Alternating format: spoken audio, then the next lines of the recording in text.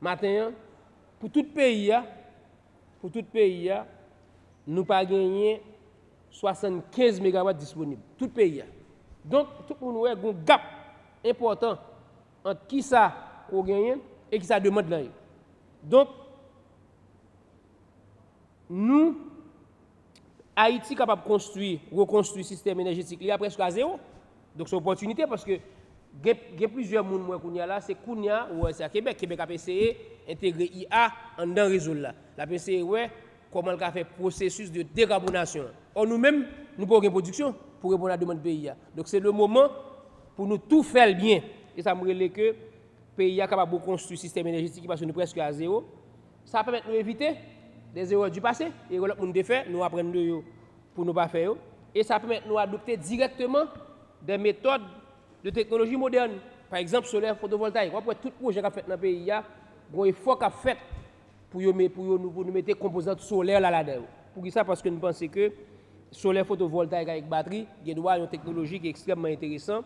Nous avons une opportunité unique en Haïti pour nous construire un pile réseau intelligent et puis pour nous capables d'utiliser IA, pour nous capables de faire gestion et prévision. Et pas oublier tout, depuis nous parler de transition énergétique, nous parlons de création d'emplois. Nous parlons de création d'emplois. Ça veut dire que le fait que nous mettons plusieurs projets en œuvre, nous avons une transition énergétique qui est ambitieuse et ça va créer un pile job dans le pays.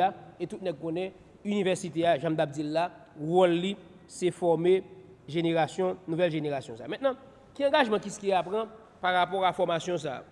Engagement qui est simple, qui apprend engagement, évidemment, à côté partenaire, à côté UEH, Faculté en général, en particulier, pour nous former les ressources humaines qui permettent de nous conduire faire transition ça, offrir des programmes alignés sur les standards internationaux, d'après qui a fait faire un bootcamp sur l'intelligence artificielle, sur cybersécurité et sur développement web, côté nous graduer plus de 70 étudiants qui ont suivi une formation pendant 6 mois accélérés. Donc nous sommes capables de dire comment c'est des experts dans le domaine de l'intelligence artificielle, même des experts, des étudiants, des juniors qui prennent pour expérience pour devenir experts.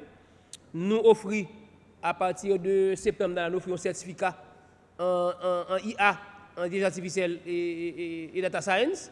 Donc tout le monde qui est intéressé est capable de passer 2 ans dans l'université pour un diplôme dans le domaine ça. Nous avons créé des partenariats stratégiques au niveau local, régional et international.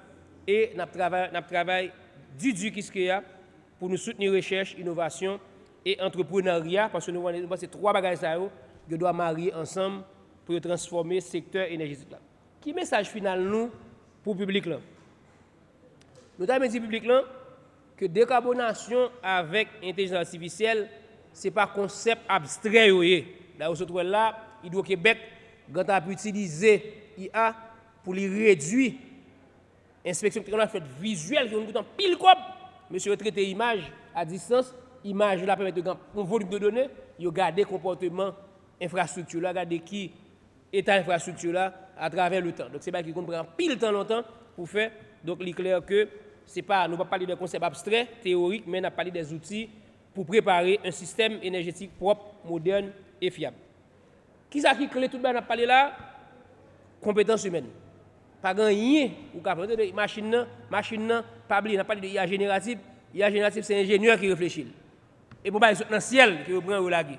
Donc quel que soit parler compétences humaines vino bagay qui clé pour nous et université qui est pleinement engagée dans la formation des ingénieurs, des informaticiens, des data scientists et des cadres qui permettent de nous faire transition énergétique pays. Pour Haïti, nous pensons que ça n'a pas l'air là, c'est un défi, mais surtout une opportunité historique à ne pas rater. Maintenant, pour nous parler de cet agenda, nous propose café là, nous propose, nous tourné à 1h30 pour une présentation sur la modélisation des systèmes énergétiques au service de la décarbonation, qu'a fait par Héloïse Edom, et nous tourné demain pour journée 2A, journée 2 après le bel en pile, nous avons bien pile belle présentation, nous gagnons un chercheur qui travaille en Californie, qui a fait une belle présentation pour nous et demain. et n'a gagné tout. Nous connaissons déjà dans l'entretien. Moi ouais plusieurs motos dans le pays qui circulent côté moto électrique côté nèg qui sous moto monsieur gagne deux batteries. Pour ça monsieur m'achète deux batteries, c'est parce que par pour qu'on pile centre de recharge électrique dans le pays. Monsieur m'achète deux batteries, l'on batterie déchargée, li well, li gon écran que capable boire ça, automatiquement batterie déchargée, là il mettait batterie il a fait changement, il prend saleté machin avec qui chargé il permet d'avancer. Mais nous connaissons que nous ne pas arrêter comme ça. Ça veut dire que faut que le pays a commencé le travail sur des créations des centres de recharge électrique. Surtout quand il y a l'énergie solaire là, permet de faire ça. Pour les jeunes capteurs de mieux là, ça doit son business qui intéresse. Jeunes capteurs de mieux là, il doit connaître que le futur là, ce n'est pas seulement des pompes à essence, mais ce sont des pompes électriques, si des centres de recharge électrique, côté que moto ça est capable. Là, la province de Malokai, je saisis pour volume moto gain. Donc, dans le même processus de décarbonation, moto ça va venir passer à moto électrique et pays à temps sur route là, tout le monde a ici pas attendre. Il pas attendre nous 4 là, il prend un coup, moto à temps sur la rue donc son bel cas business qui capable pour jeune capitaine dem là, son belle idée business, commencer à réfléchir à des centres de recharge au soleil parce que soleil pas coûter comme du tout nya. Soleil tout le monde comme ça, prix panneau descend, prix batterie descend, prix structure descend donc soleil là vient coûter un cob qui raisonnable côté jeune capable faire et business ça. Maintenant, comme nous avons son thème qui est extrêmement important pour le pays dans les 10 prochaines années, demain, à 8h30, nous avons fait une session spéciale sur ça.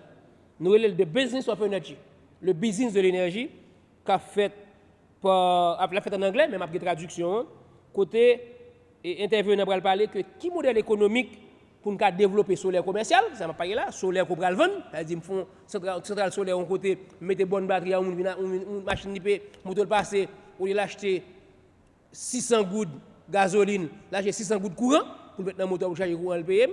Donc monsieur va regarder est-ce que business ça son bail qui possible en Haïti, ça s'appelle e-mobility, mobilité électrique et n'a pas regarder modèle commercial yo tout. Et puis n'a prend professeur, n'a prend Clyde qui va faire une belle présentation pour nous pour regarder comment manœuvrer IA pour gérer le réseau California et tout le monde connaît le réseau fonctionner en seul genre. Nous connaissons qui penser pour qui ça monsieur ça jusqu'à California, réseau fonctionne en seul genre. Nos réseaux, ou bien production, ou bien réseau de transport, ou bien distribution. Tout pays sur la terre. Même en Haïti, on s'allie tout. Parce que je connais quelqu'un qui dit, pour ça, monsieur, ça, jusqu'à California, ça a fait California, pas adapté là. Non, c'est pas vrai. On n'a pas dit de la science. La science est universelle. Jean courant produit California, c'est même gens, si vous décidez de faire en Haïti, ou produire en Haïti tout. Donc c'est ça que fait, nous prenons un expert California qui travaille pour ça, dans la question de distribution d'électricité. Monsieur Balvin dit nous, mais qui expérience de gagner, la fait, mais comment IA aide fait passation à travers un processus côté décarboné et production. Et puis même demain tout, nous ne pouvons pas rester seulement en Haïti, nous avons un expert mondial qui vient parler nous comment les Africains a décarboné le secteur électrique là eux-mêmes. Pas oublier, modèle pays africain très proche de nous, donc nous devons comprendre comment il a fait pour ça inspirer nous pour nous-mêmes comment pour nous avancer tout. Et mercredi 3 pour la dernière journée conférence là et nous avons 3 présentations même schéma, 2 avant midi et une après. Demain nous allons gagner une belle présentation pour faite par Frédéric Verdol, un expert aussi de la Banque mondiale qui va parler nous de la transition énergétique dans les pays en développement. Comment parce que pas oublier pays développés différents des pays en développement. Pays développés presque toute infrastructure déjà, il a regardé comment on peut moderniser les faire extension. Si nous prenons Haïti, nous n'avons pas d'infrastructure du tout. Nous devons regarder nous-mêmes qui n'avons pas d'infrastructure du tout, qui raccourcit nous qu'a fait, qui technologie disponible qui permettre nous faire. Et là, nous inviter un expert mondial qui vient parler de transition énergétique dans les pays en développement. Et tout le monde connaît tout ça, nous dit là, pas fait si pas un projet. Tout passe par les projets. Moi-même qui ai notre chapeau, tout, qui est directeur général à l'ANAC, je suis capable de dire que tant libre nous pour nous mettre des projets en œuvre dans l'État. Nous te pensons que c'est un bagage qui est grave, pour tant d'apprendre, nous évitons 2 experts viennent garder le système passation de marché. Ça veut dire que tout ça n'a pas la fin pour faire projet. Et l'on fait projet dans l'État, projet au printemps.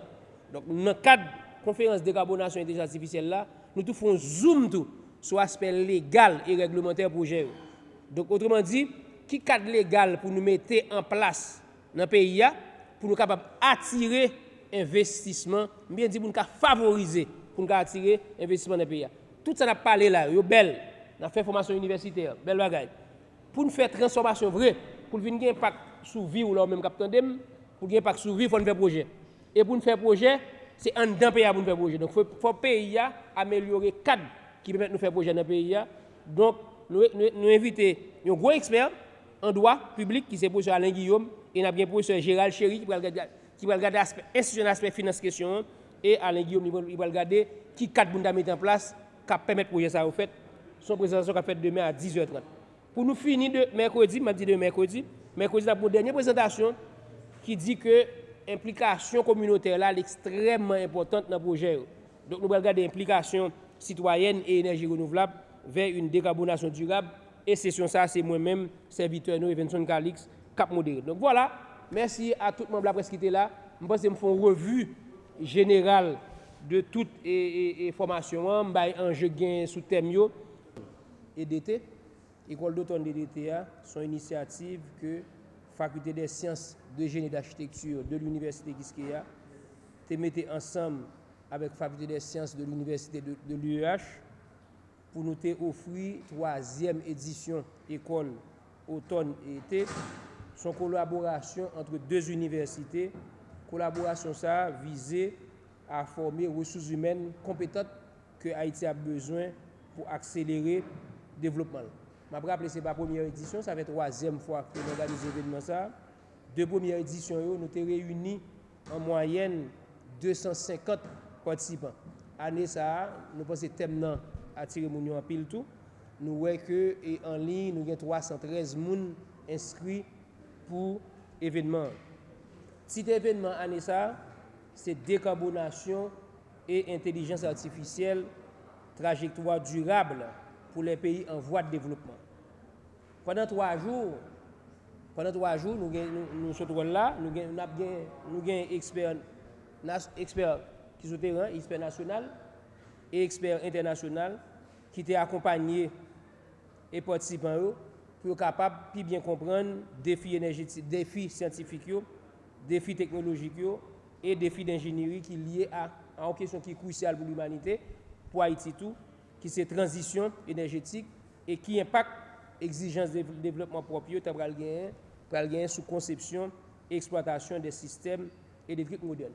Fonzi école automne et DTA li viser étudiants qui dans génie électrique, génie électronique et génie électromécanique toute université en Haïti et des professionnels tout qui dans l'état qui dans le secteur énergétique. Donc, le programme ça fait et son format hybride. Donc, là avec moi, par exemple, sur le campus université Kiskeya, nous avons une salle en présentiel, mais la majorité de nous, par exemple, nous avons 100, à peu près, bon, époque, nous sommes arrivés dans la journée, nous avons 113 personnes qui ont suivi nous en ligne. Donc, c'est une formation qui est faite sous mode hybride.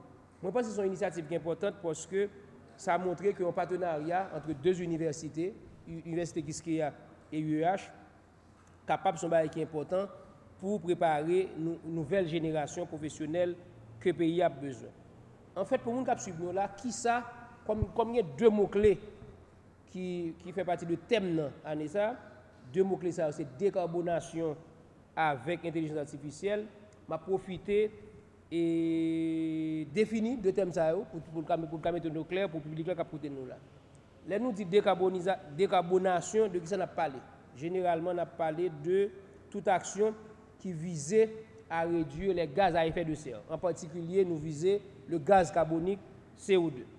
Dans le secteur énergie même, puisque nous avons fait 3 termes, c'est décarbonation, intelligence artificielle, mais c'est dans le secteur énergie qu'on a regardé comment 2 thèmes sont capables de contribuer pour permettre le secteur à développer. Pour le secteur énergie, ça veut dire décarbonation, ça veut dire que Haïti suppose faire effort pour lui réduire l'usage combustible fossile. Tout le monde connaît diesel, mazout, c'est 2 carburants qui sont plus utilisés pour produire courant dans le pays. Bon, pour transport nous presque à 100%, nous avons une mobilité électrique, transport nous presque à 100%, sur transport qui est fait sous diesel ou bien, et je parle de transport terrestre, diesel et gasoline. Donc, bon il faut qu'on fait pour nous capables de passer à l'autre technologie qui permet de nous utiliser l'autre carburant ou bien l'autre type de fuel pour nous produire courant ou bien l'autre type de production courant totalement. Et deuxième point, là nous parlons de décarbonation qui ça nous pour Haïti, pour le monde et pour Haïti, c'est augmenter les énergies propres. En Haïti, la plus forte centrale qui a fonctionné dans le pays pendant pas la voilà, ils ont utilisé, ils ont fait, ils ont produit courant à partir de diesel et mazout. Donc, il faut qu'il y ait un effort qui fait pour nous augmenter l'énergie propre, par exemple, pour nous produire courant avec soleil là, avec vent que nous gagnons, avec déchets, fatra que nous gagnons, avec l'eau que nous gagnons.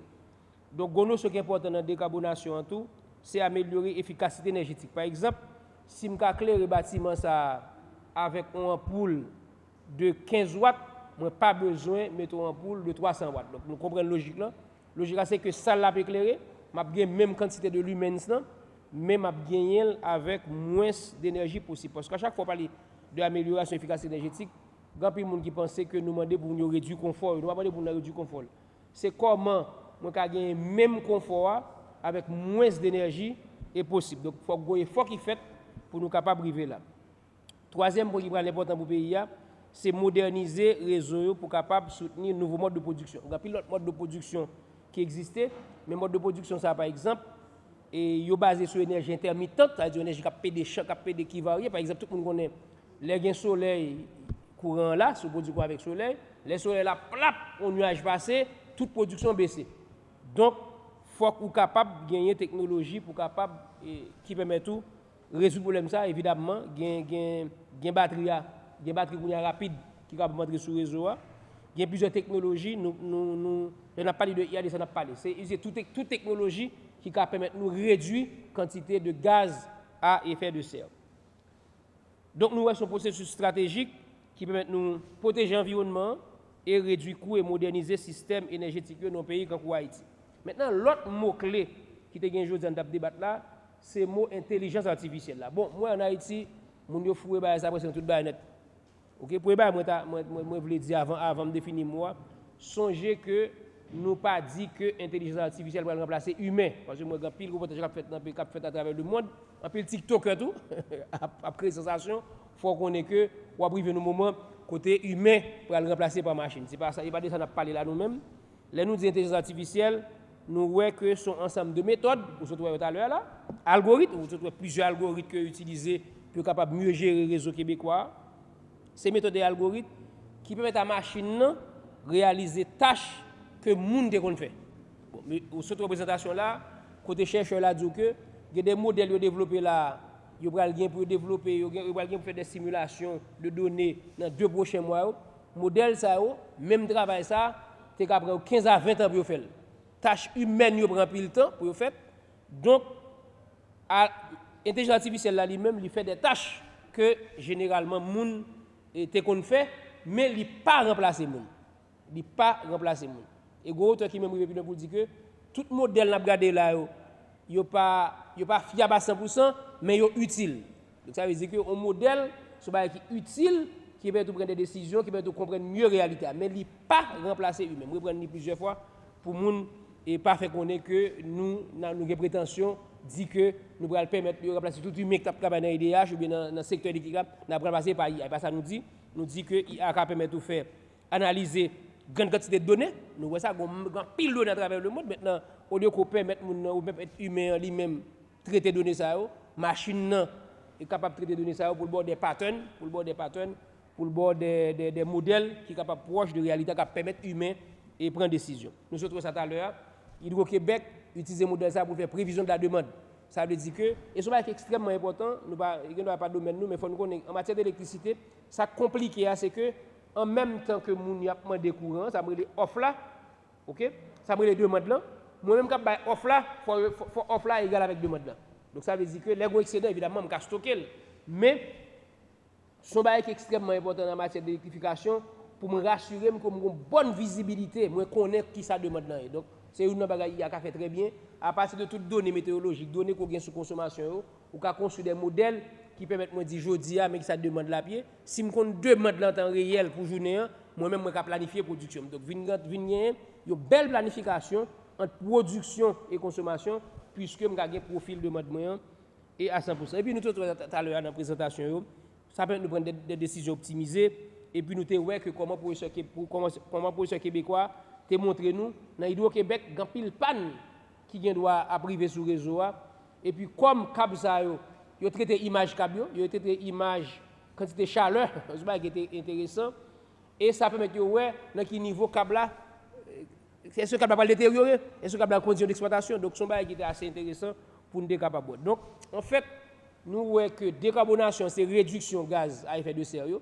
Intelligence artificielle là lui-même, c'est technologie qui permet nous et mieux faire meilleure de gestion de réseau et faire tâches qui prend plus le temps par si ça a été fait par humain. Donc en résumé, pour le secteur énergie, l'intelligence artificielle permet d'optimiser la production, nous autres ça là, ça veut dire que pendant la journée, moins une meilleure visibilité, donc par conséquent moins il y a plus d'informations pour connaître comment m'orienter, il y a plus d'informations et sous offre là et comme moi il y a une communication permanente entre consommateur et producteur donc ça permet automatiquement optimiser et production puisque je connais dans moment ça mais comité central mettre en marche pour capable couvrir demande que moi gain évidemment et moi déjà tout à l'heure et en matière de stabilité de réseau tout information ça peut permettre nous est capable de travailler sous stabilité. Pour que ça deux notions ça est important aujourd'hui. Pour que ça deux notions ça on est obligé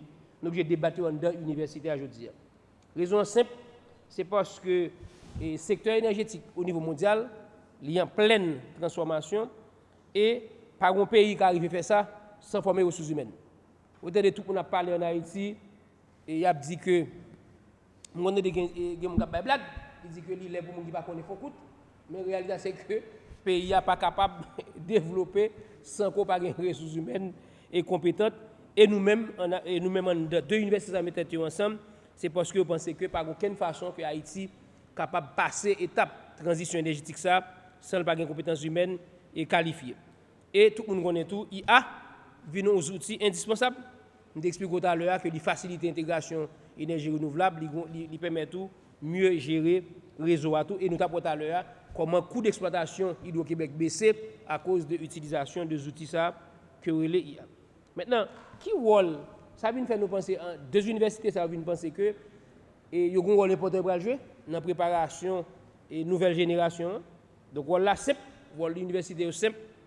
Nous dit que on a parlé de Kiskeya et UH là, en particulier deux facultés, faculté des sciences de génie d'architecture de l'université Kiskeya, FSGA et FDS de l'UH, nous dit que transition énergétique ça et a nécessité en pile nouvelles compétences. Compétences en énergie renouvelable et compétences en stockage d'énergie. Bon, tout le monde là en Haïti, nous tellement pas un nombre d'heures d'alimentation sérieux, moi pile mon capé de batterie dans le système, tout le monde ça veut dire. Ça veut dire que et soleil là, moi produit énergie pendant les soleils là, dans pita pas bien soleil, moi stocke compatible pendant la journée pour capable d'utiliser pita. Donc là on prend là l'échelle d'un pays. Donc, ouais, son thème qui va être extrêmement important pour étudier et maîtriser. Système hybride, puis il faut que les gens dans le pays aient ça, dans la caillou, moi, visiter plusieurs résidences ou bien commerce dans 4 métiers. Moi, ouais, que gon ba cap développer dans le pays, côté moun nan gen idée hashtag vini, en même temps tout, il y a un solaire photovoltaïque, ça nous des panneaux solaires là, et puis il y a une batterie, et puis il y a une génératrice en backup. Donc, nous ouais que et cette histoire de système hybride qui combine plusieurs types de production, c'est un bagage qui est important pour le pays. Évidemment, tout ça ne va pas faire si nous avons une très bonne politique énergétique et de mettre des régulations en place et pour y faire tout. Donc, tout thème ça, on va dire, que ce soit politique énergétique, régulation, efficacité énergétique dans les bâtiments et industries, data science et IA, nous voyons que toutes notions ça viennent des notions qui sont importantes qui pour nous capables de préparer professionnels qui pour gérer la transformation ça. La transformation ça va pas le faire de façon non programmée. Il va le faire avec gens qui pas maîtriser le domaine. Donc c'est ça que fait qu'il y a avec UH qui est en train devant pour permettre nous et former cadre dans le domaine ça. Évidemment, nous connaissons toute formation dans l'université, il faut développer formation pratique et les laboratoires. Nous ne pas dire ça pour le venir, mais nous pensons que nous avons réfléchi sur des laboratoires informatiques modernes, sur des simulateurs et de réseau et permettre nous tout et encadrer étudiants et faire permettre les étudiants au travail sur des thèmes qui sont liés à la transition énergétique. Et m'a précisé que et pendant ma parole là, l'université qui a université Parc des Sciences, nous travaillons en collaboration avec un programme de maîtrise qui gagne et en France, il y a l'OC, c'est optimisation des systèmes énergétiques, c'est l'université Paris des Mines qui fait à Paris. Donc nous gagnons effectivement et 40 étudiants français, 40 étudiants ensemble qui dans le programme, donc il y a 7 étudiants haïtiens et c'est 3 de Kiskeya et 4 de la faculté des sciences, si je ne me trompe pas, ou bien 2 de sciences, 4 Kiskeya. En tout cas, il y a 7 étudiants universitaires haïtiens qui travaillent sur des projets de décarbonation des réseaux électriques et nous mettons focus sur 3 réseaux, réseau Fort Liberté, réseau Caracol et réseau Jacques Mel. Bon, donc en fait, pour nous résumer, ça nous dit là, nous voyons que l'université a joué un rôle comme moteur de la recherche et de l'innovation. Donc nous avons plusieurs qui ont fait dans le domaine de recherche appliquée, par exemple études d'intégration solaire et stockage sur les mini-réseaux. Ils vont développer tout sur des recherches interdisciplinaires, nous trouvons ça là, ce n'est pas seulement ingénieur qui est important, il faut travailler avec l'économie surtout, il faut travailler avec jury surtout pour être capable de nous cadre légal là, il faut travailler avec spécialistes environnementaux parce que nous ne pouvons pas en même temps n'a produit énergie solaire, c'est toute zone agricole que nous avons retiré pour notre solaire, donc pour aller l'aspect environnemental là, un aspect extrêmement important. Maintenant, pour ça nous pensons que ça n'a fait là, c'est une opportunité unique pour Haïti. Pour qui ça, je dis là dans le discours, non? Parce que Haïti, pendant ma parole là, besoin à peu près 800 MW. En fait, si je stade pays là, on dit besoin de courant dans le pays, nous voyons qu'on demande de 800 MW.